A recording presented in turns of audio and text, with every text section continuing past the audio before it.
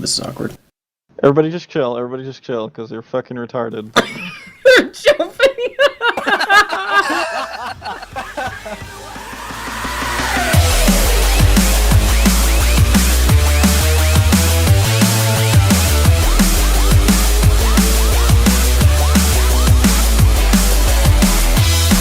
Fire in the house, fire in the house. Can't believe that just happened.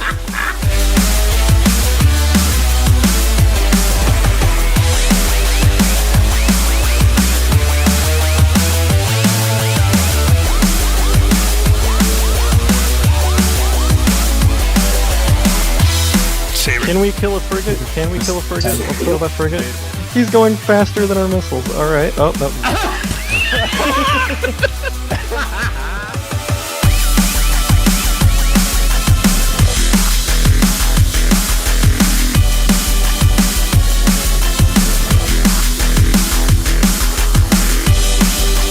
Because that name's hysterical. Tiggo Biddies is next. Kill Tiggo Biddies.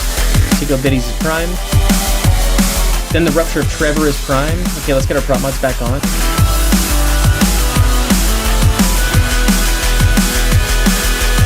Drip the hurricane. Oh, he's running. He's running in the wrong direction. Drip the hurricane. Yes! Get fucked.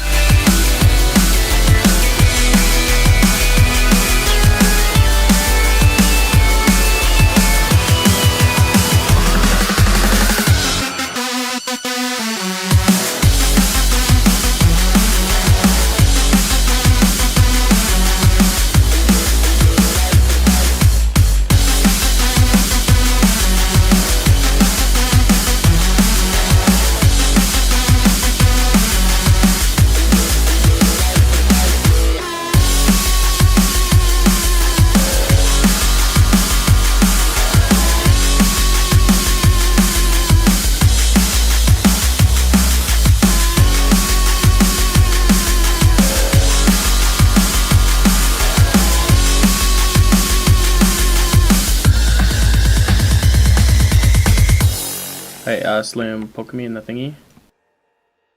Whoa! Ooh. Now we know why they fly together for so long. That came out wrong. Well, I don't know about you. I'll freely admit that. Buddy.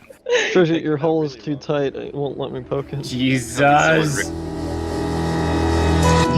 Okay, if you want to decloak and light that sign up. Right now? Yep, yep. Sign-O's green. Let's go, let's go, let's go, let's go.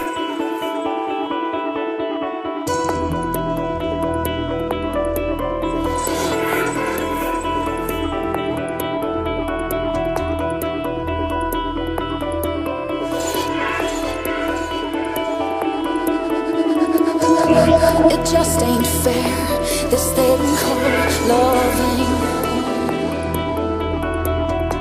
When one's dead there and the other feels nothing. I would've Confirm you still want bubbles on the fanny. Danny's down. What, Danny? I still love you, baby, I adore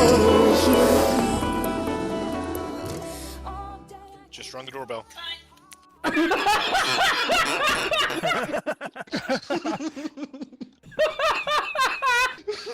Oh, Bofa's choking on her drink. That's terrible. Fuck you. Frigate, hurry the fuck up.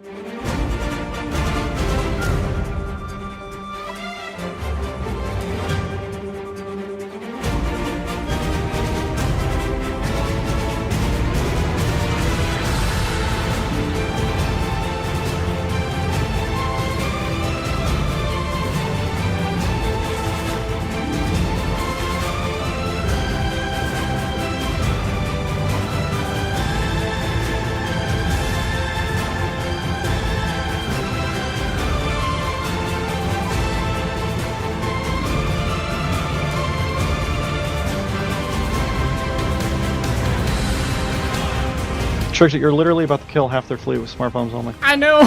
My drone's gone. Holy shit, that Typhoon. Prop mod's on again. Holy shit.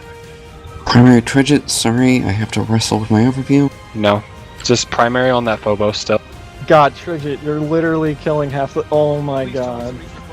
Need targets. Yeah. Okay, quiet. Quiet.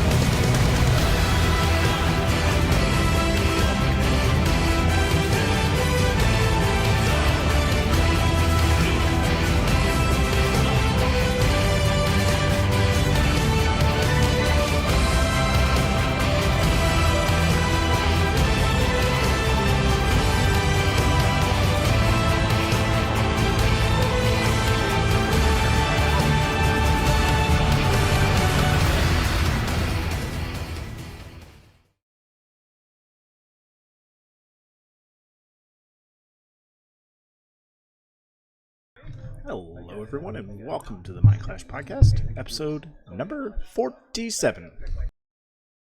It is 47, and there's no other way to pronounce it other than that. What are we calling this week's episode? AT coverage week 1? Something uncreative like that? I thought it'd be creative to call it It's HEEELAH. No, that doesn't seem right. Is it Gila? Is it HEEELAH? Is it Gala? It's Gala, I think. That's probably what it is. But yes, this is the Mind Clash podcast, episode 47. The reason I called it It's HEEELAH, oh, by the way, this is Kel Decadence, called it It's HEEELAH because there seemed to be some slight confusion as to the proper pronunciation of the word spelled Gila. Some folks want to call it Gila, some want to call it HEEELAH, Hilla, what have you, but it is what it is. English, it's hard. It's the language I'm worst at. I know, right? It's unfortunately the language I'm also best at. At the same time. I know. But yeah, so we're speaking of that because there was indeed something going on this weekend. That was the Alliance Tournament number 1515 happening. That was the first weekend, brought to us live by several channels, apparently, which was EVNT and EVNT German, which we'll get into that soon. But first, we got some guests going on here. That would be Orion Solo. Hello. And then we have been a while, but returning guest Chris Tyrell. Hello. And Cyclo apparently just popped in. How's it going? It is going, my man. I'm finding his information as we speak for the overlay. Yeah, so a couple of you guys were flying in the Alliance tournaments, I understand. Yes. And Cyclo, you should be practicing for your next weekend's match pretty soon here, yeah? Yeah, 0300, so about 45 minutes from now. Nice. So we'll get right into it. We'll discuss a few things. First, I would like to make my new introduction, and that would be a master of corn, creator of video ads, loser of fighters, giver of stream codes, and drinker of Tito's. First of his name, Kel Decadence. CO2. Yeah, that was a thing. Yeah, we'll go through that. But first, on board, Eve News. You guys see any Eve News? There was some Eve News. It wasn't really Eve News, CCP News. Yeah, there was some player gatherings, so some information slipped out through those, and then they had a video on Tuesday, showing the July updates that are coming soon, TM. Yep, and let's see, there was also some sweet dank leak pictures of the Angel Supers. Oh yeah, the Angel Capitals, which were brought to you from Eve Down Under, where I think they're shared leaked concept art images of the Angel Carrier, Dreadnought, and Titan. Yeah, totally confirmed.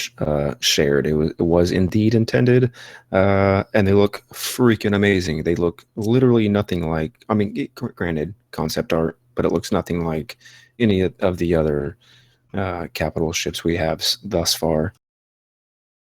So, the reasoning behind this, for those who don't know, is most of the other capitals in the game are just stolen tech from their factions, but the Angels, the Macarial, the Daredevil, and the Cinnable, all have different models because the Angel tech, because they are in the, what's the constellation they're in? It's called... Angel Town? No. Heaven, the Heaven constellation, was a Jove constellation that they control. And so they pulled the tech out of, like, they've hacked Jove tech in order to make their ship models and ship designs. So the new capitals are following that trend of cool models for Angel ships, and they look amazing. Well, you know more information than I do, because I did not know that. They are amazing looking. Like, literally the best looking ships that are going to be in Eve. Yeah, for sure. The carrier is kind of like an Orthrist kind of model. It's got 3 parts to the front of it, and it's fairly long and sleek. The Dreadnought is a kind of a stand-up kind of pillar, almost like a fax, but it looks like it kind of has an eye in the middle. And then the Titan, to the chagrin of some people from Russian wormhole space, kind of looks like a crab. It has 2 arms that kind of creep out the front, and it has a huge docking bay in the center. I don't know, to like maybe launch fighters or something. I don't know what that docking bay is for, but yeah, it almost looks like a station almost.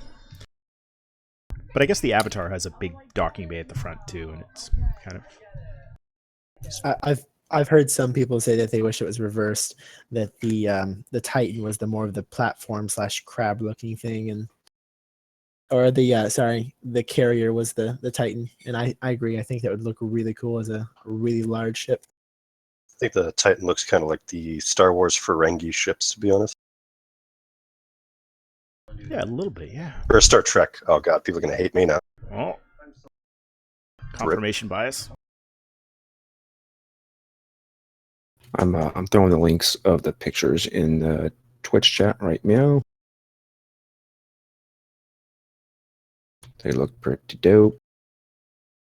But anyways, you can take a look at those picturs while we also talk about Spark, that little project that CCP is working on for the VR, which would be kind of like a fun e-sport where you can, like, create things with your mind and throw them at the opponent and block and other cool virtual reality type things. Is it coming soon? It is coming soon. It is coming in August. Well then. I'm sure the 200,000 people who have VR headsets will immediately pick it up. Yep, all 2,000 of them. No, I think it's like 225,000 Oculus headsets have sold. I found the Titan and the Carrier. Wasn't there one more? Oh, they're bumbling around on Twitter. Uriel was sharing them up. Anywho, but they look pretty cool. And then of course we have that Spark thing that's coming out in August. Can be for the PlayStation VR. And fun note on that: in the press release, Spark is from the creators of Eve Valkyrie, not Eve Online. Just the Valkyrie. I would hope that the Eve devs are not wasting time learning how to code things in VR. No. So anyway, we had some interesting things happen. What did you guys do in Eve Online this past week?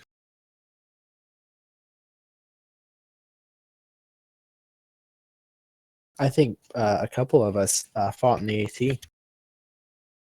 There was that. Spending all your time practicing in those days up to it? Yes. Too much. Never not enough practice. Ryan, did you do anything interesting this week? Not at all. Nothing you want to share with the class? So it was actually posted on Reddit probably 6 hours ago. They were talking about how my alliance was losing people, but what happened was we had condensed down to a one corp and had joined the culture. Now tell me why this is a bad idea. For us, it's not a bad idea, but it doesn't really change anything for us besides some of the dudes moving over to the TC to be a part of them. Drugs will still flow through that new corp we created, so no real changes overall. Have I told you about the TC's US time zone? You have. Okay, just checking. Moving on. Cyclo, do you have any interesting things going this week?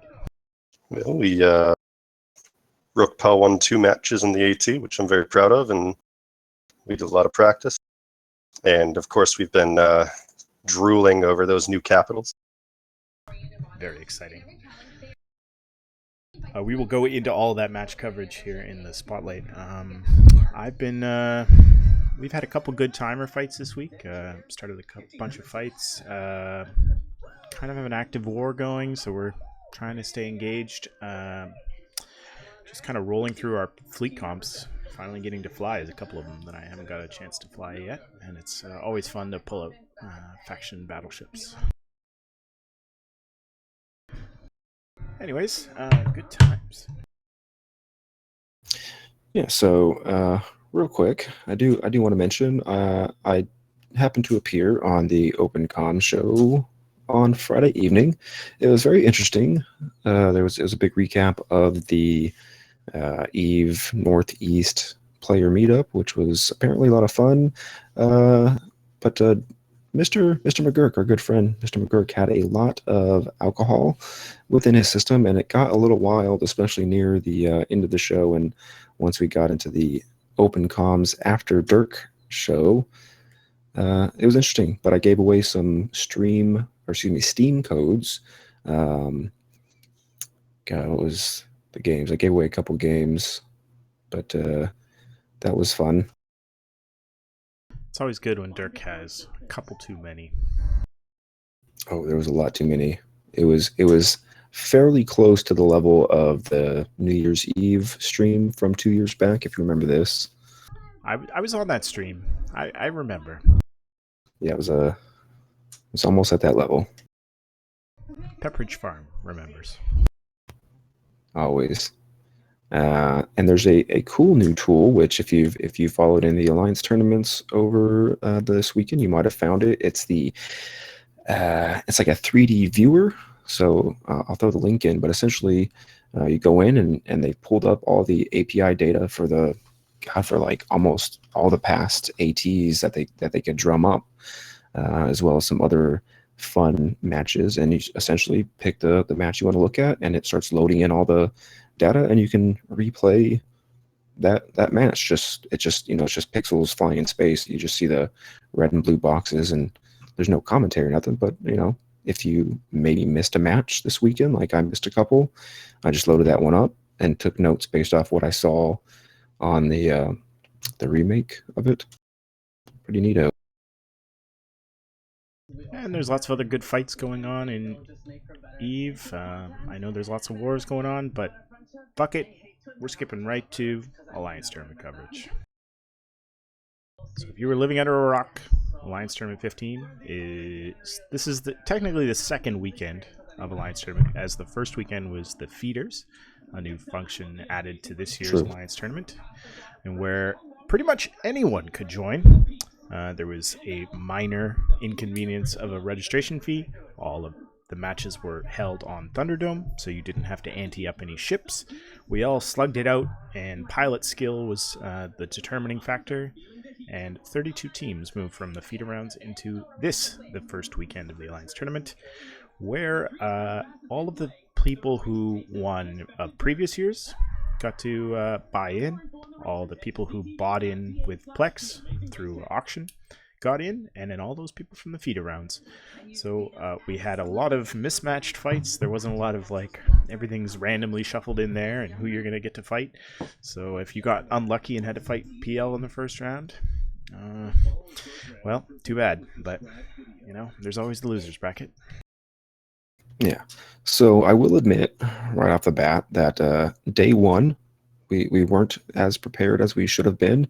Mirdad and I were taking a little bit of notes, but it wasn't until the day two matches, the ones yesterday, that we really doubled down on note taking. So we'll really drill those one downs. But what did you guys think of day one? Well, we have to talk about Hydra versus Tempest, right? Mm-hmm. I believe Hydra brought like a really interesting 7 battlecruiser comp with a Executor Logi against Tempest, and actually in the biggest upset so far, in my opinion, lost. That was an amazing fight. Yeah, there was definitely some interesting comps, especially heavy on drones and Galente. Galente seemed to be the faction of choice. Yeah, well, with the drone meta and just the nasty armor tank they're running with, it's just a solid pick. Especially, Vexers were, I think, 3 points or something like that. So people were picking up a lot of Vexers. Yeah, why wouldn't you put 2 Vexers in there if they're that low on the? Vexers are 4 points. T1 cruisers are 4 points, and they cost the same amount as a interdictor. Yeah. So a few things that we noticed. The Ishtar and the Oneros were the most banned. Every once in a while, they would throw up some graph porn, and they displayed that. So Ishtar and Oneros. What else, Meredith? There were definitely graphs of the graphs of how much stress there was, graphs of how much stress there was to make the graphs. Yeah, one dude actually had I don't know if it was the whole team, but one dude had a heart rate monitor on, and it showed the whole fight up until he got killed, and you could see where the heart rate was going up, and then spiking, and then drop right back down. I saw that. That was quite entertaining. Yeah, so that was interesting. But yeah, graphs on graphs. There's lots of graph porn to be had. Yeah, I'm not behind this whole thing. A lot of people have been complaining about the broadcast so far. I think it's been fairly okay. I mean, you would think maybe CCP would put a little bit more on their end on it, but I think the EVNT crew did really well. I don't know what there is to complain about the broadcast. I mean, the EVNT guys are putting in a ton of effort to make a really good product. I mean, you can complain about commentators not knowing who a new team that just come to the AT this year, or for mispronouncing ships, or not knowing how the meta is breaking down like on the fly, but it's kind of a weak commentary on how bad they're doing. I don't know any other group within the streamer broadcaster world that is putting in the amount of effort that those guys are, for sure. Like, none of us are renting out whole studios. I think it was in the Open Com show that somebody commented that they've been planning for it for upwards of 7 months, and you got to see their studio and everything. I think everybody that really puts in the effort to actually think about it and look at it should be impressed with how much effort they're putting in. Yeah, Bay RJ, who's in TC, and he does a lot of work for EVNT and all that stuff. So I know he's been working quite a bit, and I haven't seen him hardly at all lately. So mad props to those guys. I mean, they built that whole ship viewer tool, the additional tool that showed it on a nice overlay with the high, mid, lows rigs, and broke down the cost, and had the ship model in the middle, and then the pilot's name and their corporation and everything listed above. Like, that's a unique tool that they have just set up for broadcasting, right? Yeah, that's an amazing tool. We actually get to go back and see how we piloted, what we did wrong. You can check on upcoming teams for the same things. Oh my god, such a dream tool. Oh, that's an additional tool. That's the replay tool. Oh yeah. That was around a couple of years ago. Null-space, like null space. Null-sec.com, I think it was. Yeah, that's it. But I think that tool has been revived and kept alive by this new site that Kale linked a little bit earlier.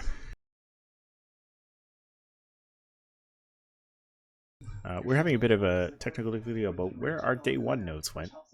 Yeah, I have no idea. If anyone sees them. Yeah, if you find these rogue notes, please rope them up and scoop them up. Yeah, notice the Hydra match wasn't in the notes over there.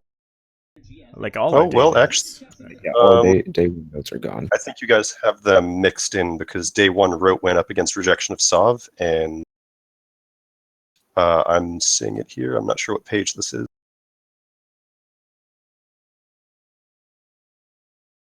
Yeah, you're right. I think these are mixed up because didn't Bob and it must be Jelly, wasn't that day one? No, that was day two. What was the first match?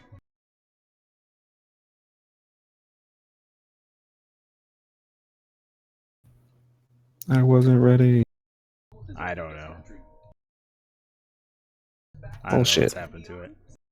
My surprises from day one were Oh, they're down at the bottom, I think. No, that's Goofs. Never mind. First one was Tusker's Red Alliance. oh well.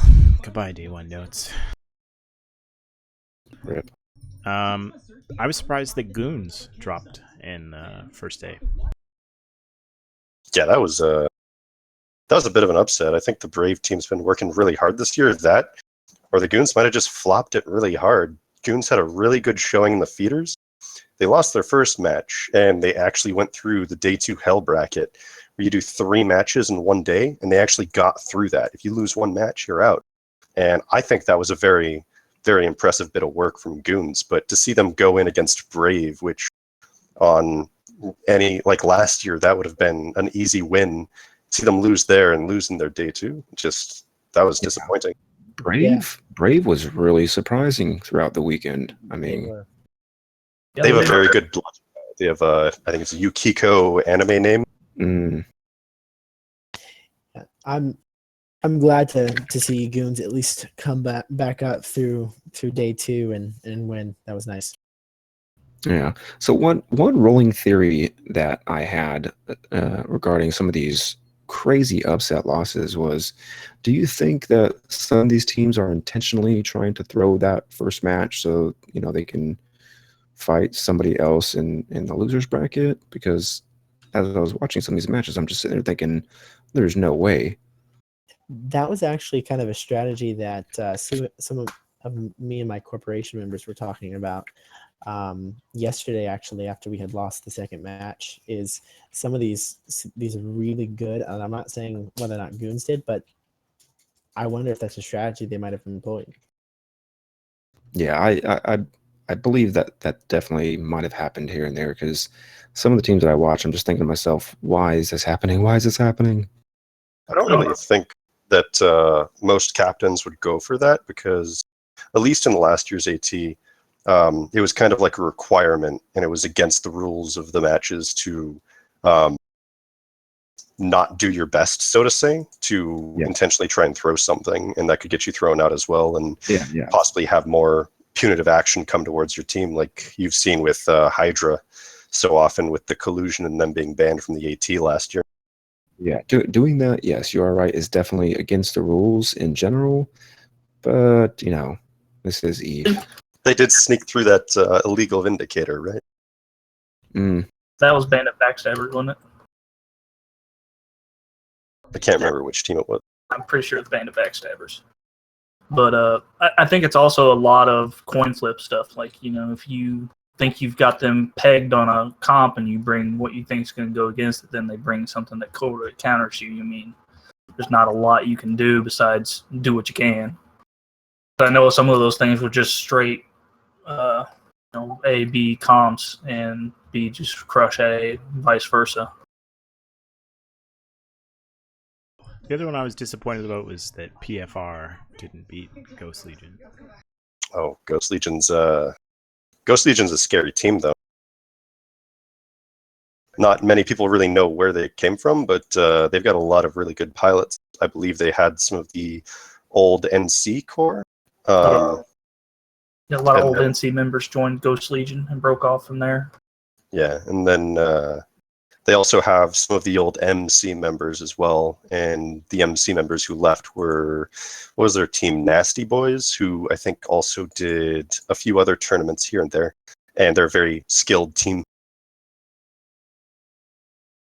The last group I was sad about that lost on the first day was Castabouts, who lost to Bright Side of Death.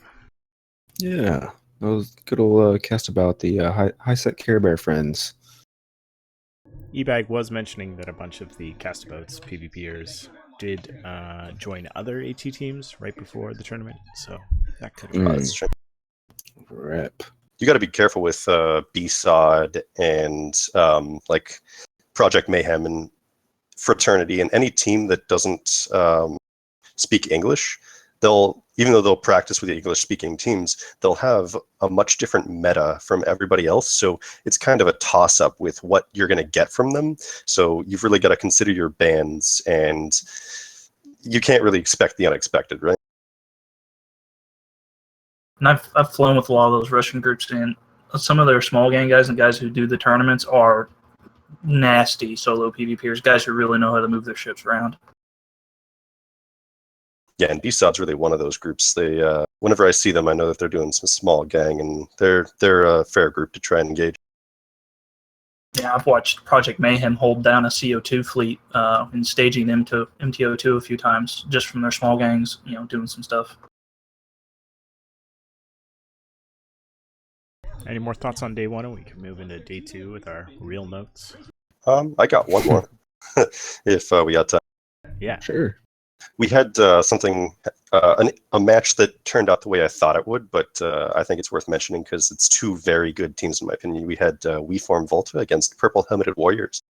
And Volta's a very good team. They've got a lot of really good pilots. But Purple Helmeted Warriors actually were one of those teams who went through the hell bracket in the feeder rounds, and they were terrifying. Anybody in their bracket had absolutely no chance of winning. I think their final comp was a terrifying Dual Vindicator Balgorn comp, and there was just no chance. They crushed every team. Yeah, I'd never heard of these guys. Where'd they come from? They have some ties to PL and whatnot. You see them a lot with Blopsing and stuff like that, especially in low sec. Yeah, I could be wrong, but I think they're super hunters and the such. Yes, it's Rocket X's group. Wrecking Crew. Yeah. They live in just outside of Curse there in the low sec. Whatever region that is. Deltoid? Yeah. The V4 Volta Logi pilot is probably bar none one of the best Logi pilots in the AT.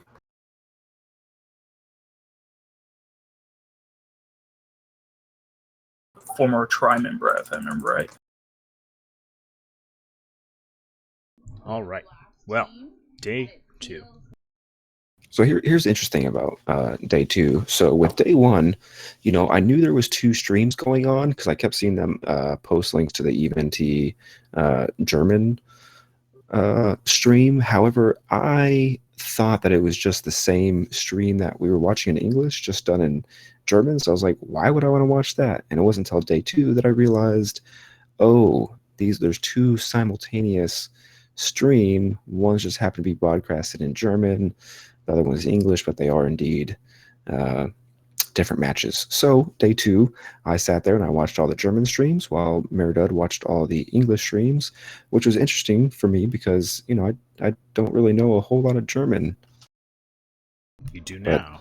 But, hey, it's only pixels, right? Get it? Ha ha ha. But yeah, it was easy enough to understand. I mean, as long as you understand what's going on the screen, I mean, you can pretty much make it out. All right, match one. Tuskers versus End of Life. End of Life brought double Fleet Floons, Hyenas, Vexers, and Tuskers brought double Sleipnir, Gila, Manticore, Moa. Quick and dirty. Yeah, they were saying on the streams that the Sleipnir is probably one of the most used ships in the AT as a whole. It's just a nasty ship to go against. Yeah, pretty much anytime you saw Sleipnir in these matches, they stayed alive quite long, and if not, it was because the other team knew they had to get those Sleipnirs off the field as soon as possible. Great boosting, fits in with the Navy BC meta. Mm-hmm. But the most expensive match, I think it was for day two, was Red Alliance versus Waffles, in which Waffles lost a Rabisu, which is an AT prize ship. I have the kill mail, and I will link it in chat. Tuskers won the first fight, by the way. If you didn't assume already that Tuskers was going to win. Yeah, Tusker's done one. If you're not What an picking upset. Tuskers in your brackets, you should be picking Tuskers in your brackets. Yeah, but even though Waffles did lose that Rabisu, they still won. Yeah, the Raibusu is the prize ship from last year's AT14. Yeah, I linked that kill. And if you look at that bad boy, 200 Bilski. It's also on the front page of the Jesus. kill still. Oh yeah, right next to Rain's yacht. It's an interesting fit. Definitely not how I think most people would fit their Rabisus. Rabisu's a really nice mix in between an Ashimu, an Oneros, and a Guardian. Yeah. Takes all their strengths, pretty much none of their weaknesses, and except for the mid slots, you don't get the Oneros or Ashimu mid slots, and then just it could tank a lot better than it did if they fit it differently, and I think they could have come out on top with this Rabisu fit and had it still alive. Yeah, there's actually like no bling on it, like at all. You can't bling in the Alliance tournament unless it's a flagship. Well, that explains why there's no bling. Yeah, There's also only 10 guys in the Alliance tournament too. And it's Yeah, I think you'll see. I think when people field these AT ships, you'll see some guys just kind of go all in on that AT ship just for the renown of killing the AT ship. It's a solid strategy to at least gain fame and an awesome Domel on your kill board. Yeah. What was it last year? PL lost the Atana, I believe. Mm-hmm. There were several that died last year. Do you guys know what's not a good strategy when you're flying in the AT? Hitting a boundary? That, and also not a good strategy is repping the opposing team, which is what happened in the Goons versus Blades of Grass match, in which case Blades repped the Goons Hyena. So is this why the Goons won? I don't know, maybe not, but interestingly enough, that is what happened. That's interesting. I wonder, based off of that, because you don't really see teams do this very much for good reasons. I wonder if they were broadcasting for reps and broadcasting targets to shoot instead of just having Logi lock everyone up and do it that way, or just finding the dudes on their overview, which you'll see more often. Yeah, because it would make sense if you have two Logi pilots, just each one have max target or max friendlies loaded up and ready to go. Well, you can only have one Logi pilot per team, but they can pretty much lock up the entire team. Right. Yeah, I think that's actually pretty good. I think Silo is right on. I think they're probably broadcasting targets, and he locked up the Hyena. Yeah, because unless you set your overview or your broadcast history, the broadcast target and broadcast for reps are the same color, so he might have locked up the wrong target and not noticed who he was wrapping through all the adrenaline. Yeah, I think that's probably what it was. Is the adrenaline kicking in. All he saw was a ship going down and losing health, and kicked in the Logi. So that's probably what happened. So what are your feelings going on, Chris, when you're flying in these matches? Are you getting the shakes? Yeah. Well, first, this was since we're talking about day 2, and we're on the Bastion team, which I see some notes later further down, but this was the match to determine whether or not we were staying in the tournament or we were going to be getting kicked out. So it was all shaked. Everybody on the team was nervous. We're there. It was all adrenaline. Yeah, I've definitely never flown in an Alliance tournament, but I'd definitely love to. But I can imagine it's pretty nerve-wracking, as you can see by that dude's heart rate monitor thing. I'm sure mine would have probably been very close to that. Same. I would have done it drunk. Oh God. I haven't. The Alliance tournament's the only place where I can actually get the adrenaline. I don't get the shakes, but just so much PvP, you stop getting that adrenaline, and the AT is definitely a good way to bring that back. Mm-hmm. Yeah, I've known several people who don't hardly play EVE anymore, but they come back for the AT itself. Well, and plus it's that knowledge, knowing, especially if you're on the mainstream, that all these random people are commenting on you, watching every move that you do. It's just all of that combined, plus the weight of the Alliance tournament. You know, you say that, but I think there was more pressure on the hosts than there was the actual players. There was a lot of people in chat talking all kinds of shit on the commentators. Well, that's the EVE community, though. Yeah, I was gonna say, because when you put personalities, especially the ones from like PL and stuff like that, people are gonna trash talk them, and it's no matter how good they actually are, someone's gonna say something. Yeah, I think the most frequent question on there was, "How old is that guy?" referring to Apothny. Apothny has a baby face. Yeah, someone called him baby Poth. Yeah, I went back through our matches on the stream, and like I saw a lot of trash talk against Rope Capel. Teams do get trashed a bit there. Plus, I think they have the performance anxiety as well. When you got like 3,000 people watching you, it's a lot different than if you're small ganging with buddies. Yeah, I mean, there's just so much stress, especially for some of these groups. It's their first time doing it. You know, like we were going to try to do a team this year. We just couldn't get the pilots together, and I know how much work and effort I put into it. And it'd been like going in the first room in Iraq or something like that for me. Mm-hmm. So, moving quite along. Interesting. I don't know how the was it Band of Backstabbers that brought in the Balgorn with illegal mods when they thought it must be Jelly, or was it Jelly that brought that Balgorn? It was actually a Vindicator, but I'm not sure which team it was. It was a Vindicator from Band of Backstabbers. Okay, Vindicator. I'll just fix these notes. It's probably Mirdud's handiwork. I believe while you're doing that, I believe the 6 illegal modules were 5 syndicate or faction bulkheads, and then 1 X-type micro, and those are actually illegal even on a flagship. So yeah, cool thing about that match. That this is one that I actually watched. So it seemed to me that every match that I watched where it was like that real quick, it was the team that won either lost nothing at all or won, and this is the case where it must be Jelly lost only 1 Ishtar. That was it, and they took down the rest of the field, and it was just quick, dirty. They went in there, took it, and said, "Take that, Jelly."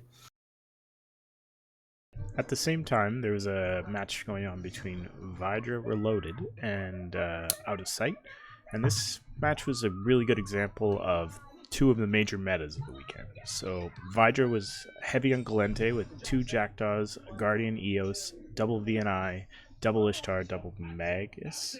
So they had a lot of drones, and this is the drone comp. The drone core was a really strong meta for the weekend. It had a couple different iterations, but most of the time it had Ishtars or VNIs, sometimes with the regular Vexers. Just lots of drones, heavy drone blob moving across the field, and you're able to kite and move around the field, avoiding most of the damage, especially from short-range comps, while letting your drone blob just murderate anyone it catches. On the other side, Out of Sight had a double Fleet Cane, double Navy Harbinger, double Navy Brutix, double Deacon, and double Arbitrator.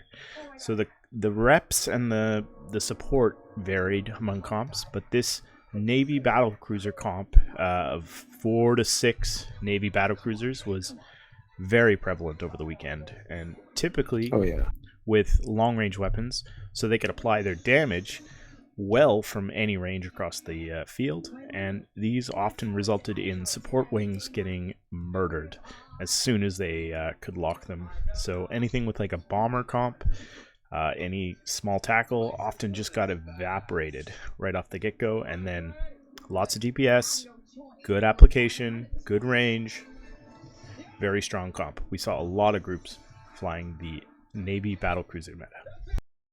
Yeah, you'd see the support just burn in there, and then without the, if they're not getting enough transversal, it's just insta-popping some of the frigates. The application on those Navy BCs is pretty ridiculous. Yeah, and then I think they were talking on the thing about you might see an increase in points for them, possibly. For next year? Yeah, for next year. I don't think that was something they were talking about. I mean, Yeah, so they like to shuffle up the meta a little bit every year, right? So I know I've been playing for a little while, and my understanding of the game is slowly starting to increase, and I'm understanding what this ship is or that ship is. But one ship I saw in the Ronin versus Test match, and then I saw a few other times further down the line that I have no idea what it is. Scalpel? What is the Scalpel? Scalpel is the Minmatar Tech 2 logistics frigate, and it has a bonus. The reason I think you would bring it is it has a bonus to sig radius. So it has a much lower sig radius than the other variant, the Kirin. Okay.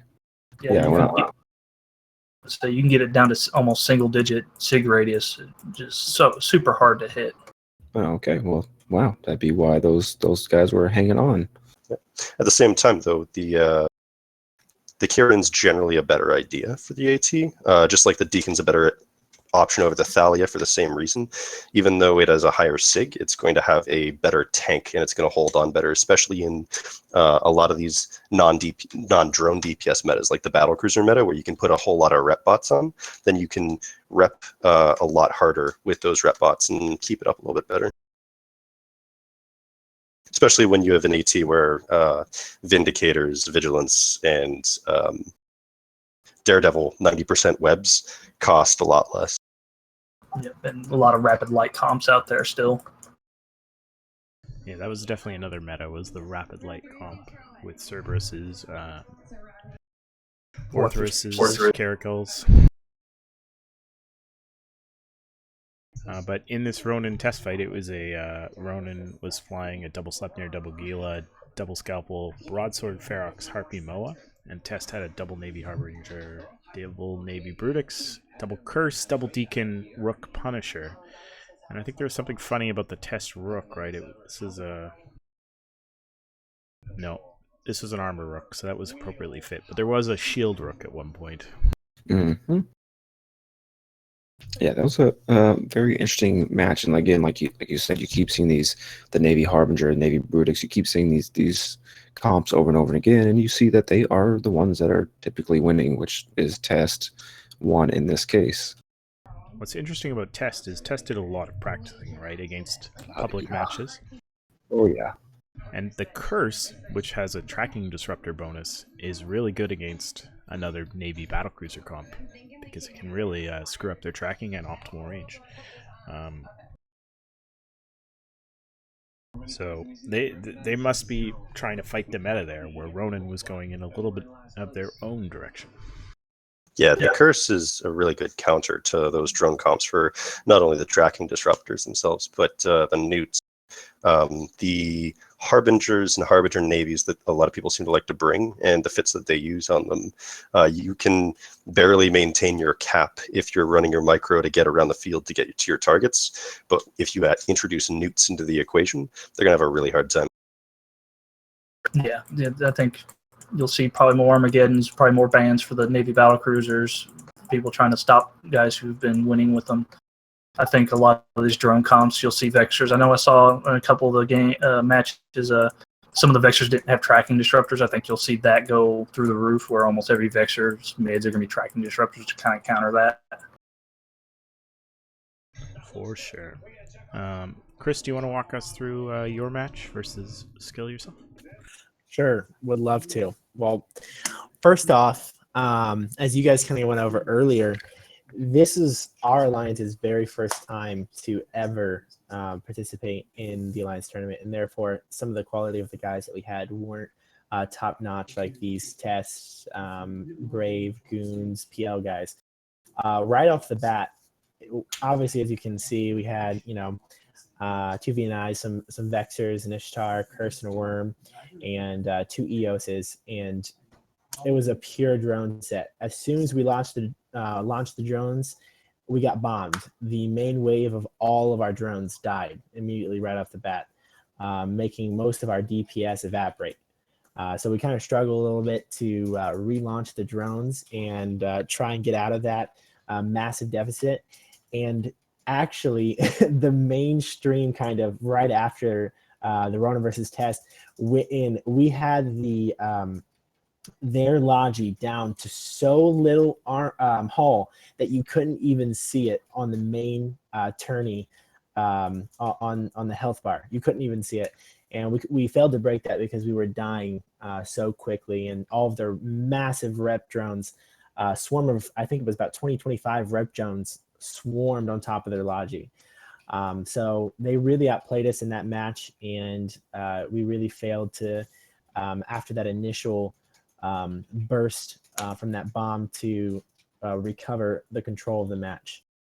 So this is a typical tactic of the Navy battlecruiser, and an advantage of the Navy battlecruiser fleet setup is that they all can fly remote repping drones, and it's quite strong when you need to keep your logi up, or need to keep one of your guys who's taking alpha or being primaried, as a great part of that comp, because all of those Navy battlecruisers have at least one set.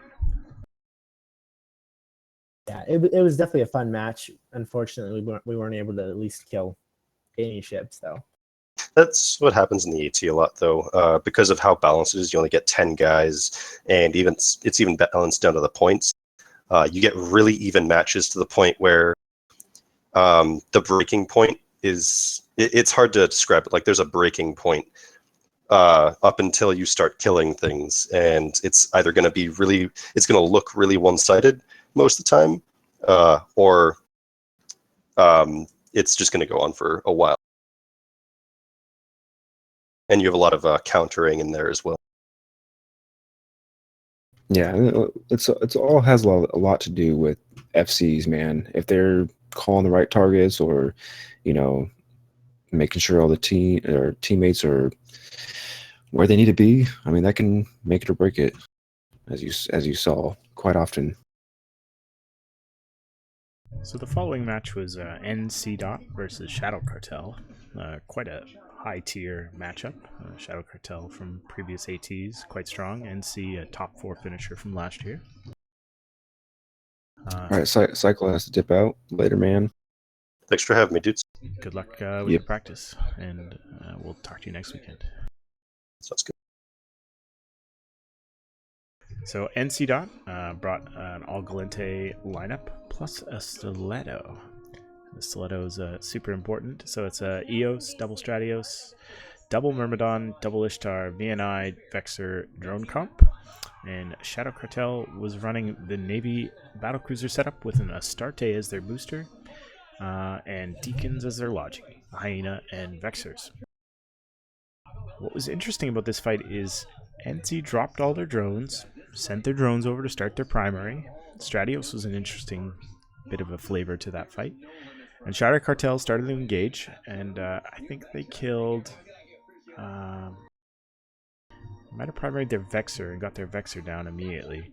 But the Stiletto just burnt out to one of the micro-jump beacons. And burnt to another micro-jump beacon. And then as the secondary was being called, and the drone swarm is engaging and people are worrying about reps, the Stiletto beeline from the second micro-jump beacon straight into their blob, and tackled immediately one of their deacons. And all of the NC guys dropped their primaries and switched right onto the deacons. And the deacons evaporated. One, the other. Yeah, pop. And that was the end of the Shadow Cartel team, as the drone blob just cleaned up after Logi had been evaporated. Yeah, I actually really dig the use of the Stratios, and I don't think I saw very many other matches that had a... In fact, I don't think I saw any other matches that had a Stratios. I love the Stratios. I think I saw it a couple times, but it was definitely rare. Yeah, because you could totally armor the shit out of that, and then you got the drones that you can... I mean, obviously you got a bonus on the drones because it's a Sisters of Eve ship, and they like the drones. Kale, you watched this match. Tell us about it. Of Sound Mind versus Razor. Okay, so Razor of Sound Mind. You've got Razor with double Bargus, double Orthros, Stork, double Scalpel, Hyena, Hawk, and Caracal. Which right off the bat, I thought to myself, man, why do they have just this lone little Caracal sitting there? That's kind of really weird. And then of Sound Mind had the Balgorn Guardian, double Navy Harbinger, double Navy Brutix, double Daredevil, and double Punisher. As we've said before, that double Navy setup. That comp is quite powerful, which it was. It's like not even 3 minutes. This match was real quick and dirty.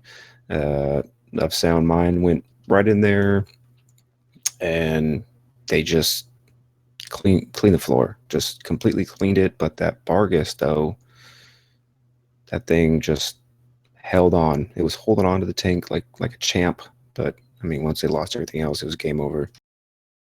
Yeah, the problem with your support wing being hyenas and scalpels is they just don't last against the Navy battlecruiser corps. Yeah, it was just like pop, pop, pop, pop, pop. There you go. See you later, guys. Match over. But the Punisher is a really underestimated ship altogether. It's just a tanky little monster to get in there and hold things down. Same with if you got the Punisher and one of those bonus web daredevils, you're not going anywhere. You're not going to get away. For sure. Yeah, I don't think we're gonna get through all these matches, Mirdad. You want to start going over the good ones? The good ones. The good ones. There was some good ones, man. Especially near the end, there was some that were crazy good. So Snuffed was victorious over Project Mayhem. Hull Control beat Dream Fleet. We Want Your Isk beat Requiem Eternal. Exodus over potential dark horse of the weekend, but didn't really turn out that way. Exodus over Thermodynamics. It's unfortunate the Cyclo is left, but Rogue Capel beat Fraternity.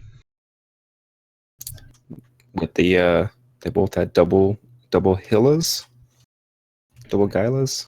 Yeah, they had a mirror match with the Rattlesnake, Scimitar, double Gila, double Ishtar, double Vexer, Bifrost Daredevil, and Rote had Kitsune Griffin and Merlin as their support wing. Mm-hmm. And instead of Ishtars, they had Cerberuses. A little bit more flexibility on the mixed missile and drone comp from Rote. Yeah, I think definitely. I think the Gila was kind of like underrated, but definitely a powerhouse in this. Another thing I noticed about that match, unfortunately Cyclo can't confirm, was that Griffin pilot had some key jams. Yeah, it seems like with ECM, when it works, it wins you that match. When it doesn't, the match lasts 5 seconds. For sure.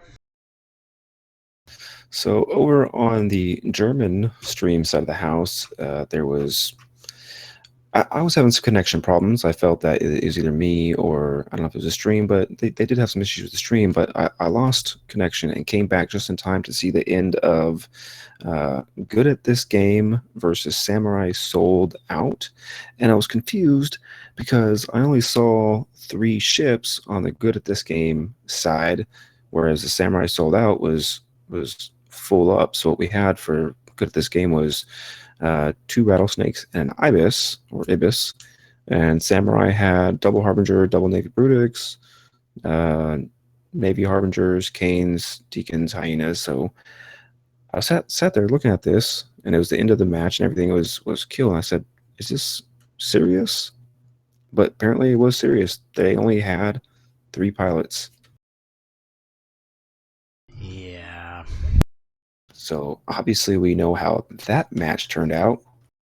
I'm sure the Ibis saved them. Yeah, of course. They won. No, just kidding. It was Samurai Sold Out. But I don't know what happened there. Any insight from anybody? I don't know. I mean, it could be numerous things. You've heard horror stories of teams not being able to connect for one reason or another. I don't know Good at This Game or why they wouldn't do that. They seem like they're decent enough pilots from the times I've interacted with them on TQ. Yeah, I have no idea. I've once heard all the horror stories of just randomly, five members forgetting to set alarm clocks, sleeping in, all that stuff. Oh, that's grounds for removal right there. So, does anyone have the insight about John Draper and this next match between Asteria Concord and Rejection of Sovereignty? That guy, that was like some skills. I'm of two minds. It just seems like he was, from all intents and purposes, and I hope it's not true, that it just seemed like he was just tossing away their AT match. So what did he do? He fired up his micro jump drive and went outside the boundaries. He pulled a PL. 150 is the furthest boundary violation thus far in all AT matches. So that's why I say that guy's got some skills. Did he think there was candy out in the no boundaries? Maybe. See, that's something I wanted to hopefully have him on so we can clarify some things. And I'd like to hope it wasn't just something to YOLO in as a laugh, because, it just seems like a waste, just to toss a match away by boundary violating your golem. Yeah, definitely not a way to move on. So what I started to see later as the day progressed there on day 2 was the utilization of Booshers, the command destroyers. What do you think about those? Well, you can't use the jump drive module, so you just have a tanky battle cruiser. Yeah, but I mean the use of that as like a command ship. You don't want to put your links, maybe a backup link, but then you're also chewing up a lot of your CPU that you'd be wanting to use for tank, most likely. So it's you really don't want to put your links on a ship like that, just because if it's your only source of links, they're going to wipe that off the field first. So maybe if you fit it with one, you don't use it until like your link ship goes down, and then if your link ship goes down, most likely you're not doing well in the match. So it's just you just kind of go all in on your command ship, and don't worry about putting as much DPS and tank on that command destroyer. So PL was victorious over Clown Car. Clown Car brought their flag Balgorn, but not enough. And a match that I anticipatedly watched was the Bastille Cartel versus the Culture. Yeah, the poor Culture just ran across some really good teams. Bastille Cartel is perennially one of the higher end AT teams, and it wasn't pretty. Kind of mid-tier on Tranquility, but anybody could be top tier on AT. But they can sort that out with me in space. So the Bastard Cartel was victorious over the Culture. Initiative versus MC, another quality match. Mm-hmm. Initiative with an Armageddon, 4 Navy battlecruisers, a Harbinger, 2 Deacons, and 2 Kuros. And MC had the Rattlesnake Claymore, Simi, 2 Gila, 2 Caracal, 2 Kitsunes, and a Heron, in case they wanted to do some probing. Hey, you never know. If you got the point to spend, might as well. Speaking of the initiative, it was really interesting for our coalition this weekend. You had Goon Swarm lose, and then all of a sudden they win. And the second day, you have Initiative win both, and then you also have our alliance completely out of the tournament. So you kind of have a little bit of all the worlds, So it's quite interesting. Where's Wibble's team? Where's Wibble's team? Are they busy mining? That I have no comment. Hey, mining is a serious business. Hey, that's how we make all of these AT ships right here.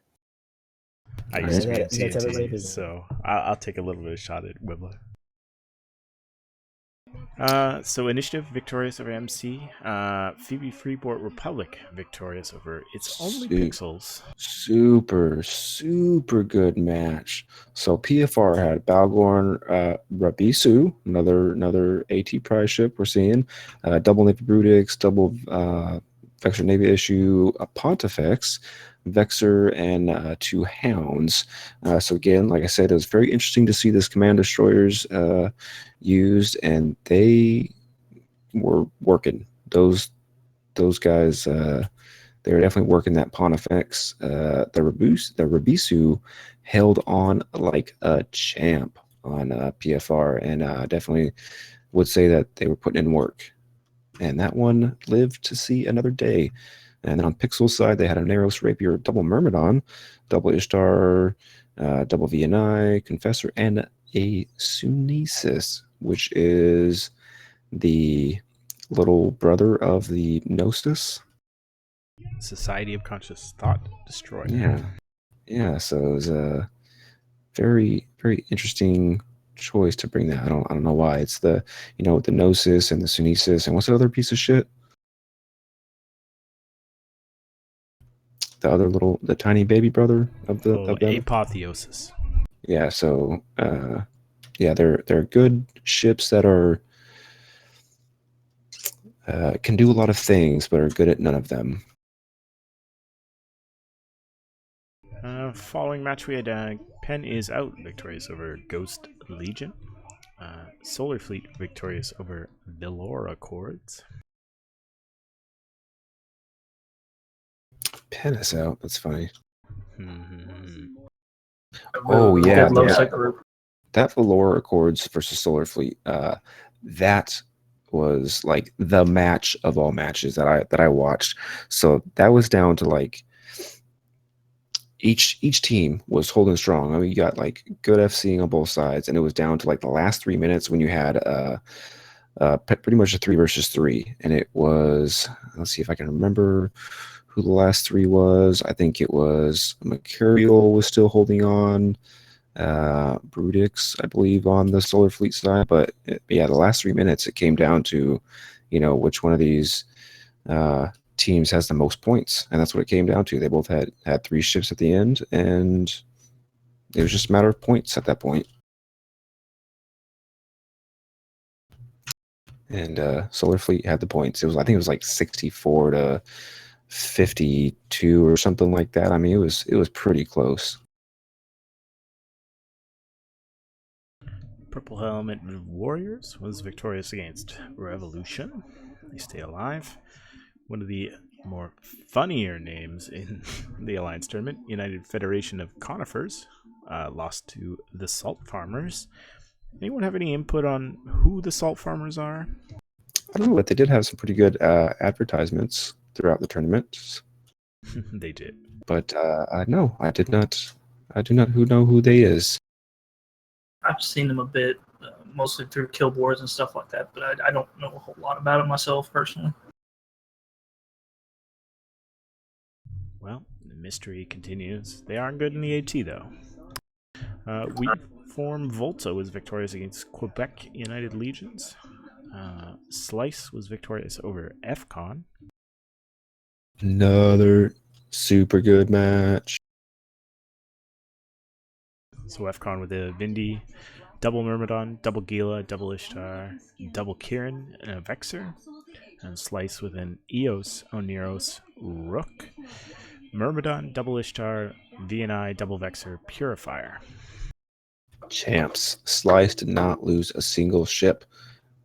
These dudes, okay, so they use some good control with their newts. They pretty much neuted out FCON to the point where FCON was like, well, shit, I can't really do much of anything, and it was just a matter of picking them off one by one at that point. Real solid. Slice was a team to be feared, definitely. Definitely a group of players I respect on Tranquility and oh yeah, small gang experts, like as we said before. Speaking of small gang, the smallest of gangs in Losec, a band apart, victorious against the non-small gang, Hard Knock Citizens. Yeah, so you've got the Rick Javix team versus the what's his name? Justin Cody was on that team. Who else? Lysis was on that team. I was really rooting for the ABA guys. They did really well. So Band Apart brought an Eos, an Oneros, a Hugin, a Myrmidon, 2 Ishtars, 2 Blackbirds, 2 Vexers. Hard Knock Citizens brought 2 Eos, Oneros, double Ishtar, VNI, 2 Hyenas, Heretic, and a Punisher. The commentary from their pilots via Reddit today was that a Hugin more superior than 2 Hyenas when it comes to webs. But it was a drone brawl. Both sides bringing drones. Blackbirds didn't last very long. I don't think the Punisher lasted very long either. But the real struggle was over the Oneros of Hard Knock Citizens, which eventually started to die. But the Abandoned Part Oneros died first, and they tried to get those jams off, leading to them finally catching back up on tempo, and eventually Abandoned Part stealing it away from Hard Knocks. We're down to the losers bracket. And the MVP of that match was Jose Zampino, who survived with at least 2 MJD beacon jumps. Following match, Hydra Reloaded was victorious against Pasty Syndicate. Any thoughts on that, Kale? You got a lot of notes there. Yeah, and I'm just now seeing our day one stuff is down there. Anyways, we're looking at that Pasty Syndicate. So that was interesting.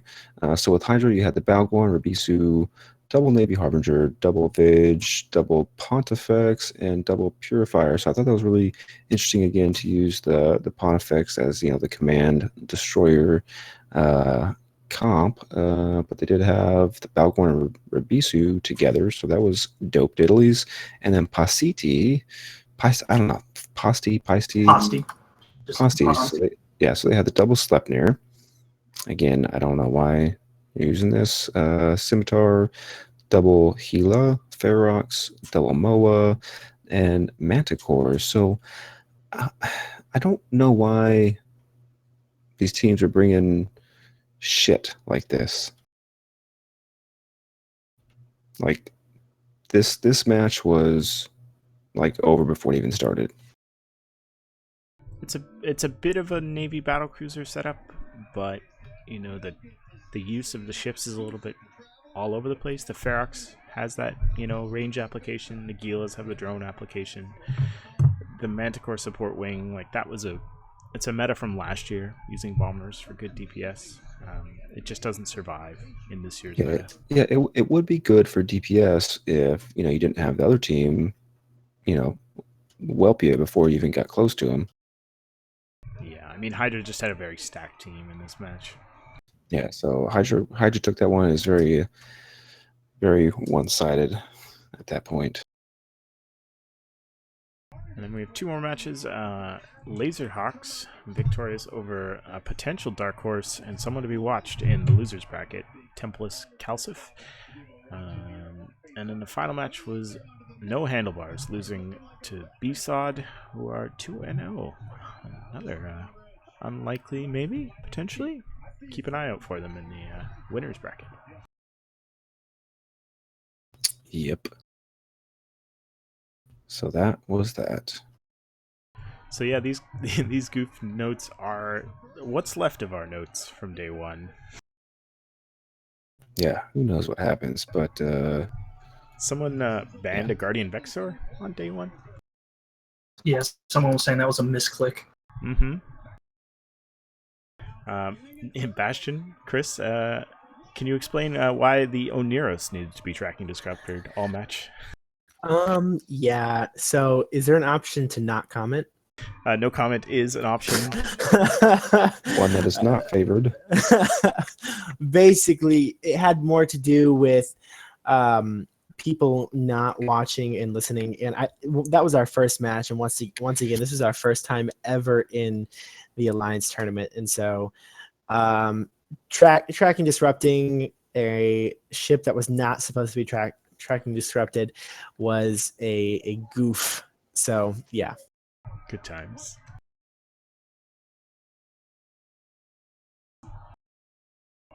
That thermodynamics match was nasty against Requiem Eternal. That was just brutal to watch. Yeah, I don't have the details, but lots of bombs. They bombed off all their drones. It was pretty sad.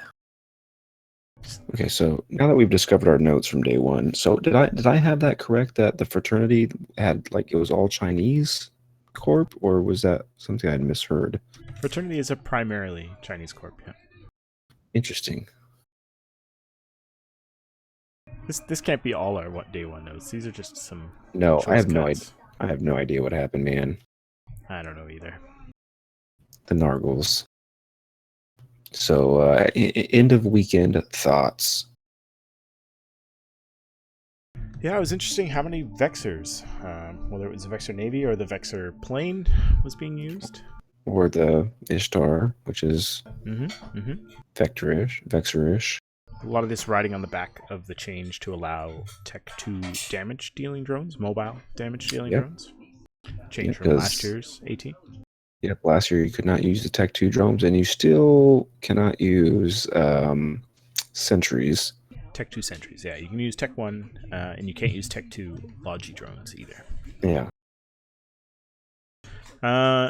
The armor superiority. Some of the graphs that were thrown around by EVNT showed that armor fleet comps were having a lot more success than shield fleet comps. Any thoughts on that, guys?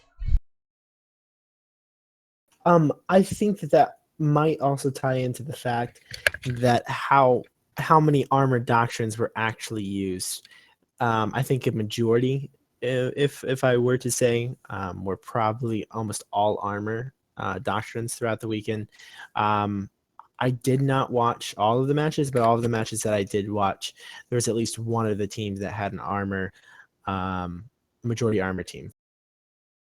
So I think that may play into some of the numbers as to why, statistically, that armor was more successful. Armor just feels like you have a little more room for error. You know, you're a little bit tankier, or you at least feel a little bit more tankier. You know, and the Logi gets a little bit more of a heads up when you start taking damage. It's easier to get on top of someone with the reps earlier. And my last note was that besides EVNT just doing a great job on the weekend, and I think doing just a top-notch job of streaming everything out, as I said before, I was really amused by them starting their own memes and rolling their own memes through their own broadcasts, especially around graphs and stresses and graphs. Graphs of graphs per hour, graphs of graphs by type, and whether or not they used the graphs or not. That shit was hilarious. Well, I wouldn't know because I was watching the German feed. Was there no graphs on the German's feed? No, it was not great. But anyway, so some of my thoughts. One that I've already mentioned, that that it seems like maybe some teams might or might not have thrown the match. I don't know if they did, just so they can make sure they get into a more favorable match later on. I don't know. One thing I did notice, I'm not a huge PvPer, and I'm not great at this game in general, but it seems like those teams that did lose and lost by a huge margin, is that you'd see them trying to focus on either the flagship or the high DPS ships of the opposing team, and they would just completely ignore the fact that, like, man, maybe I should take out these Logi ships first, because all they were doing was they were trying to hit the DPS dealers, and their Logi would just rep them. So while the winning team was just, they knew what they were doing, they would pick off the Logi first, pick off the small ships, and go from there. So it's very interesting that they seem to be making what I would call rookie mistakes. And then a lot of drones, a lot of Galente battlecruiser battleship meta, and quite a few Gnosis, and other interesting things. So just like you said, Murdad, with the commentators, I do have to remind our audience that we don't get paid for this. The commentators don't get paid for what they do at the AT. So for a lot of people in the chat room who are sitting there talking like, oh, look at this fat piece of shit, and look at this guy, like he needs to drink the water, and blah blah blah blah. Like, you guys got to realize that these are people too, and they're doing this for the fun and for the love of the game. So all that crap is not necessary, and more than likely you're a fat piece of shit sitting behind a keyboard yourself. So take it easy on these dudes who are putting a lot of work into doing this for free.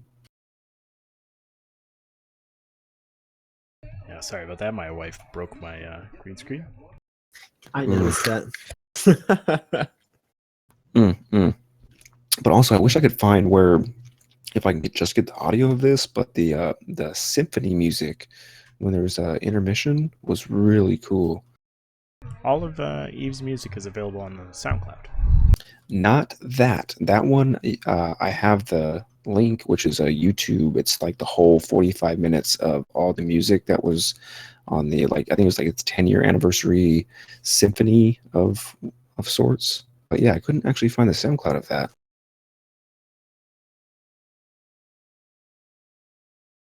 Yeah, Dunk Tinkle saying "Happy wife, happy life" in chat. At my new house, I'll have my own room that I can set up this stream, and it won't be right in the middle of our front room.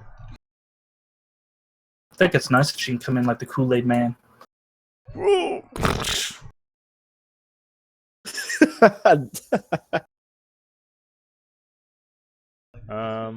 Yeah. Chris, did you have any thoughts on the weekend besides, good stuff that Bastion put an effort in first year, and next year better luck next year? Yes, definitely better luck next year. But I'm actually super excited to see how the rest of our coalition does, see how the rest of Royal Capel does, because my former Sky Marshal, when I was Alliance exec back in Legio, he's the team captain, and I'm rooting for him. I have a lot of people I'm rooting for, and I'm really looking forward to seeing the Alliance tournament over the next 3 weeks. I'm definitely unofficially rooting for everyone in my bracket, as I need my scores to go up. I was doing real well until I noticed that there was a second stream, and I was failing on that stream, so... Ryan, thoughts from the weekend? I think you need to pick better teams. You say that. No, I just really love this AT so far and the production event he's put on. I really wish I was in it this year, but just unfortunately wasn't able to. So I just like watching it and just getting involved and seeing all the metas and the comps and stuff like that. It's really interesting. So, what was your guys' favorite ads? Had to be the test one. I have a strange question for you. Do you like to fly spaceships? Oh, yeah. Yeah, that one was pretty funny. I really like the music video thing with the Sindel singing and the Rick Javix animations. Dumb Ways to Die song. That was pretty neat. But I think my absolute favorite was, it started out with like it looked like a real advertisement for a video game, because it had like this game is rated whatever, and then it went into like it almost was like a late 80s 90s, like, hey kids, look at this cool game. And it was, I don't even know who made it or what the purpose behind it was, but it was pretty hilarious that they had this little girl who was like behind an old school computer, and she was like the FC, and the guy kept saying, but wait, there's more. I noticed that. That was a cool ad. What was the one? What was the one where there was? I can't remember. I think it was a Civ pool or something being chased by like 20 dreads. What was that one? Avalanches. That one was funny. I like the Amamaki Police Force one with the police chase down the highway, and it's like a phantasm chasing something, and then it just like spins it out, and then all the other ships pull up, and it's like good music, good tempo. I love it. I love some of those like bad Photoshop videos. They're pretty funny most of the time. Those all AT ships. Oh yeah, that's what they were. Yeah. That's what those guys are known for. Go to Avamake and die to the bling. And then the Ad Holocaust one, I thought that was just a classy ad. Short, drink with us, fly with us. It was pretty straightforward. Didn't really show a lot of, who they are, what they do, but it was just a nice, clean ad. Yeah, that's something else I'd like to see CCP kind of put out a little bit better, because you kind of have to dig to look to apply, a commercial or whatever like this to that. I'd like to see them have it a little bit more open. Advertising, hey, put your commercials in and stuff like that for this. I'd love to see more ads from different groups. Well, our ad is out there in the world. You can check it out. Tell us what you think. Merdud, your wish has come true. If you wish ladies and gentlemen, John upon a Draper. star. Ahoy, hoy. Better late than never, John. Tell us who you are, who you fly with. Hello, I'm John Draper. I am a director for the Wormhole Corp Apotheosis, which is a part of the Rejection of Sovereignty Alliance, headed by HEEELAH Parthos. Good stuff. How did you enjoy your AT weekend? It was interesting. I actually just gotten over a summer flu, so I was just on the tail end of recovering when the AT happened. And did you get to fly in both matches for your team? Yes. First match, I am the famous MJD Golem, and in the second match, I was a what is it called? The Vindicator. So I like battleships. You're a record holder. Yes, I am a record holder, and I'm very proud of that.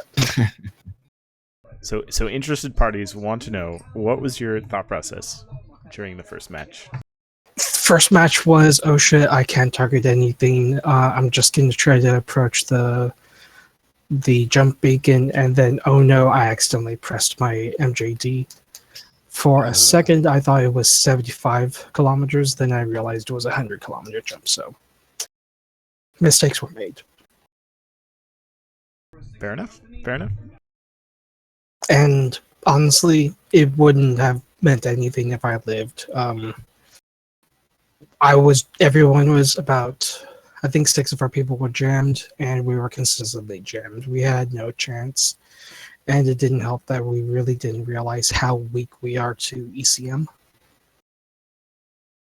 Yeah, a lot of the ECM comps that you saw out there, it's like once you got held down, once you got the jams put on, once you got newts, there was nothing they could do.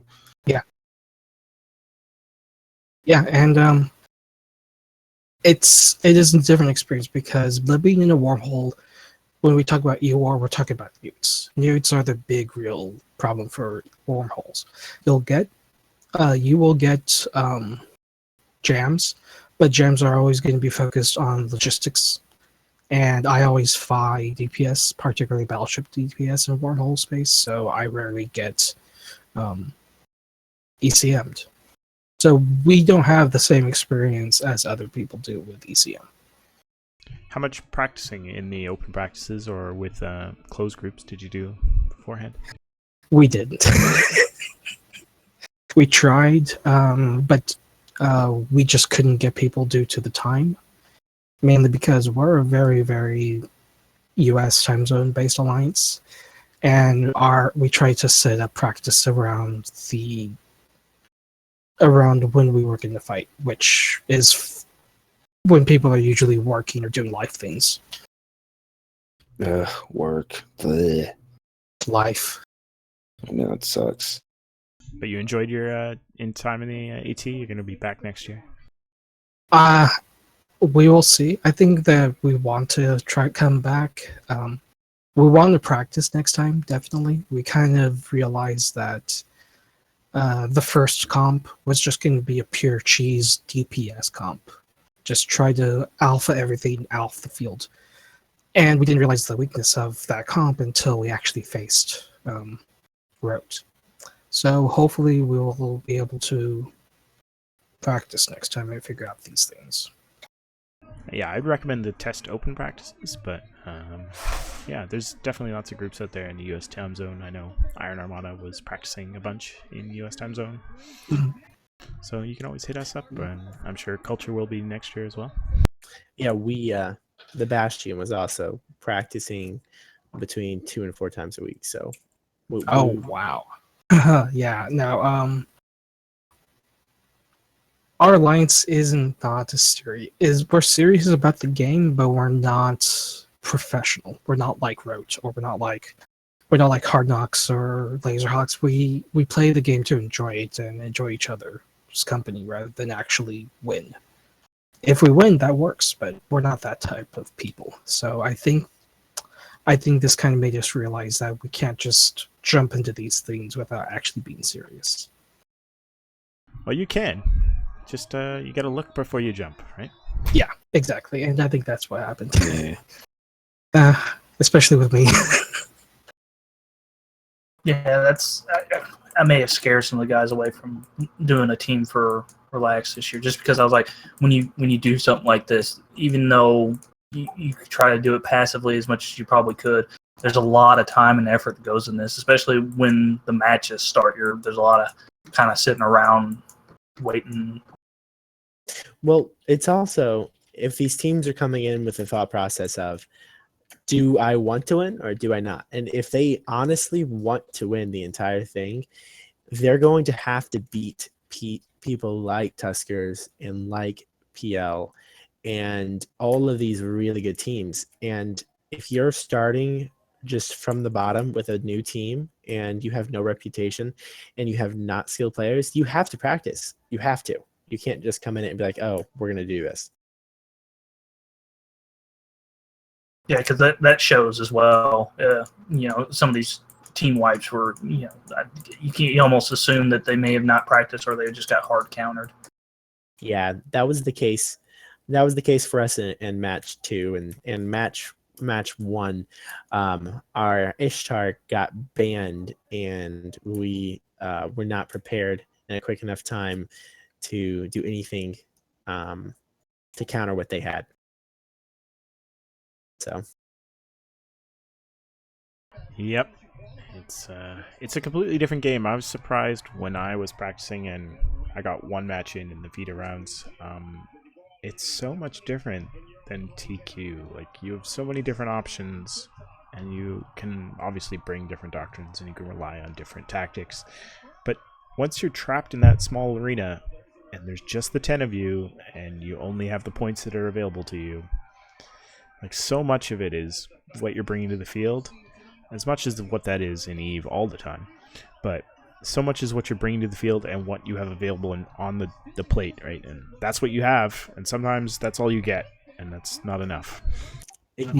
Exactly. And one of those reasons being is you were saying how it's a huge difference between Tranquility. I mean, in Tranquility, if you're losing a fight, you can be like, yo, go into your team speak and say, hey, we're tackle, blah, blah, blah, fight going on here. And you got 10 more guys on top of you, allies. And this, you got 10 pilots. And once you start losing them, especially once you lose your one Logi, the fight goes downhill from there. Yeah. All right. Well, John, did you have a favorite AT ad from the weekend? I really liked the test. In fact, my entire alliance loved the test ad. Yeah, it's pretty good. Yeah, we like that 80s retro style, and some of our propaganda actually revolves around 80s retro style. What was the worst ad? Is there consensus? Anything with Jintan and his awful, awful beard. I can't speak. It looks fake. It looks so fake. I can't speak ill of Jintan. He's a dear friend of the Alliance and of Kyle. Was it just me, or did it look like Satonia's glasses needed cleaned like the entire time? Hey! Let's not talk about these hardworking citizens who are doing this on their own time. Come on now. Weren't you just shit talking Jintan? No, that is not shit talking on Jintan. Jintan is a favorite guest of the show, and is all playful banter. He just really has an issue with his beard, or lack thereof. I would call it trailer style. Yeah, it looks like he just took some glue and took his pubes and just kind of put them on here and there. Some of us just can't grow beards, and you just have to come to terms with that and just move on. How do you come to grips with being less of a male? You overcompensate with other things. Must be, yeah. Like, you can do guns or whatever. I just have more hair on my head than anywhere else on my body, so I'll just take it where I have it. Say once we start reaching the age of wanting to keep hair, will all look to you. Yeah, I mean, donations are available. Who needs hair? Hair's overrated. Bit of news: Phoenix Federation just joined the DRF. Yeah, that was announced earlier this week. Actually, about 2 weeks ago, I believe. Yeah, it's very exciting. It should be very interesting. What plays out? Absolutely. Okay. So, Meredith, what do you think? Is that the end of that? I'm going to thank all of these random staff members on the Eve NT website, and hopefully some of them worked on the AT stuff, because when I pinged Nash to tell him thank you, he said thank the staff. So I'm going to thank the staff. Theralon Veralax, Rain Chocolate, Madden Centered, Chesser, Gorski Car, Apothmy, Sir Squeebles, Jane Fillion, Sutonia, Threndon Biohazard, Bay Arche, Elise Randolph, Nash Cadaver, Sutonia, what was it, Thomas? What's his first name? He's got 2 second names. Timmy Tom? Brett Thomas. And all of the other people who helped on the EVNT stream, thank you very much for your work. I hope next week also goes smooth as, well, I'm sure there were technical difficulties in the back. You kept quiet, but thank you very much for your stream. I definitely need to acquire a case of beer for you guys. For sure.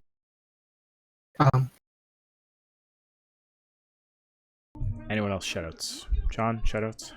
Yes, I'd like to thank a friend Namahama. He wants me to link our AT ad, which has been retroactively made.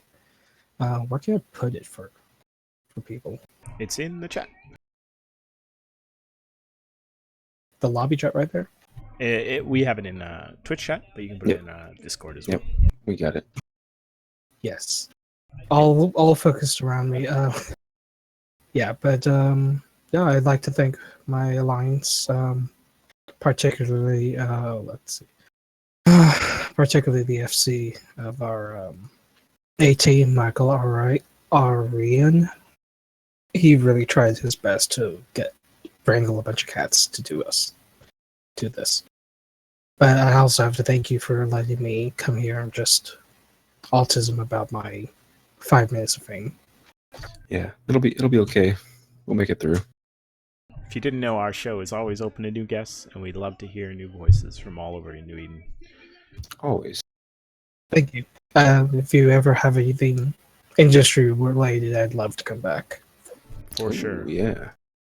I know how to build Legos. Good for you. I built capital. Sweet. Chris, any shoutouts? Yes, I would absolutely like to shout out Keisha. He was the FC for our AT Alliance tournament team, and Carneros, who is our Alliance exec and was awesome and came to all of the Alliance tournament practices and was on the team as well, and all of the EVNT staff. So those are my shout outs. Awesome. Orion? For show. Yeah, I can't. Yeah, the EVNT guys, shout out to you all. Shout out to my Corp Lethal Injection and our new alliance, The Culture.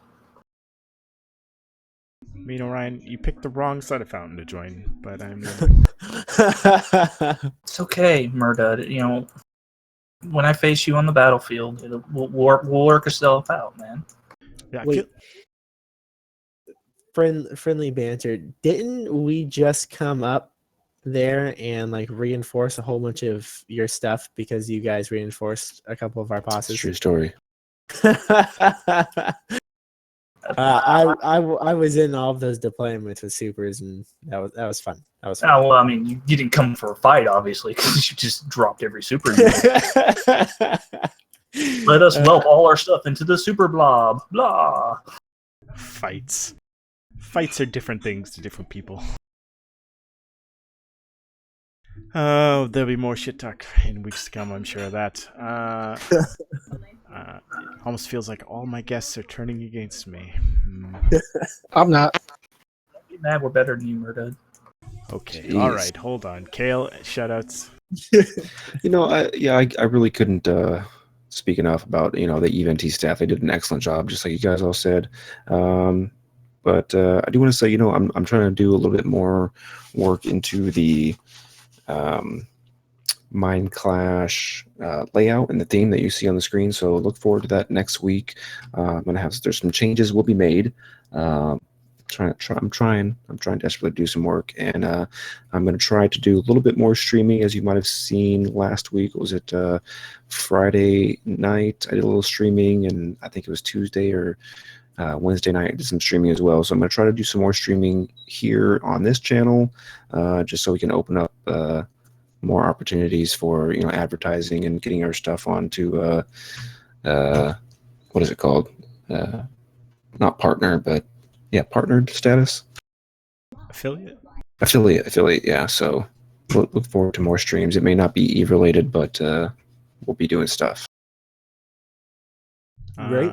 I will not be here next weekend. Kale will be definitely running the show. I will be fishing, because that is my true love and passion in my life. But next week will be more AT coverage. If you would like to come on and talk about AT coverage, please come join our Discord. We would love to have you. We're a nice, polite community, nice people. Love to shit talk each other a little bit, but By far my favorite podcast, guys. Easily. The praise warms my heart. I mean, since Hydrostag died, or went on hiatus. It's on hiatus. Very, very, very long one. Cool. So yeah, appreciate you guys coming on, and like Maridad said, you guys are always welcome. We're always looking for new voices, so be sure to tune in, check us out. The link to our Discord channel will be in the podcast download. It'll be in the YouTube replay. Just hit us up on Twitter. I'm at GalDecadence. Maridad's at Maridad_Eve. You can find all these guys somewhere on the Twitter. So make sure you hit us up and get with us, and we'll get you linked up to all the shenanigans we do throughout the week. Thanks, guys. If you have feedback on the show while we're working through the structure, please hit us up in Discord and just tell us some constructive things about what you'd like to see different. I know there was some mentions last week of live content during the show, which leads to me being extra distracted.